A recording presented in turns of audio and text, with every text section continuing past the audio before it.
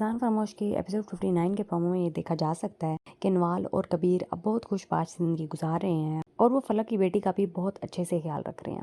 اور فلک ہے کہ اس کا اب ضمیر جاگ گیا اور اس کی ممتا جاگ گئی کہ مجھے میری بیٹی چاہیے. خیر اس نے یہ تو الزام ہی لگایا تھا کہ ان لوگوں نے میری بیٹی چھین لی.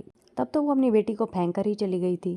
اب اس نے نوٹس بھجوا دیا کیونکہ ان دونوں کو خوش بھی نہیں دیکھ پا رہی, کیونکہ اس نے کسی طرح ان دونوں کی زندگی اجیرن کرنی ہے. نوال سے جیلسی میں تو وہ ایسے کہہ رہی تھی کہ اس کو اتنی آسانی سے سب خوشیاں مل گئیں اور اس نے کبیر کو بھی حاصل کر لیا, لیکن اس کو خود کو بھی اتنی آسانی سے ہی کبیر اور اتنا اچھا سسرال ملا تھا, لیکن اس نے ان لوگوں کی قدر کرنا گوارا نہیں کیا.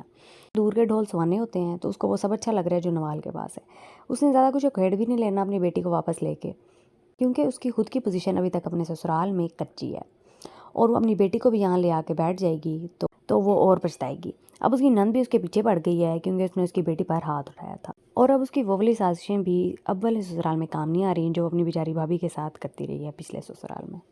تو وہ بالکل بے بس نظر آ رہی ہے, کیونکہ حمزہ نے بھی صاف صاف لفظوں میں اپنی بہن اور ماں کو یہ بتایا ہے کہ اب اس طرح کی حرکت اس نے دوبارہ کی تو وہ اس گھر میں نہیں رہے گی, اور وہ یہ بات سنتی بھی ہے. اس سے اسٹرانگ پوزیشن اور اچھی حیثیت تو اس کی پہلے والے سسرال میں تھی. سگی ماؤں کی طرح تو نوال نے اس کی بیٹی کا خیال رکھا ہے. فلک تو نااہل ماں بھی ثابت ہوئی.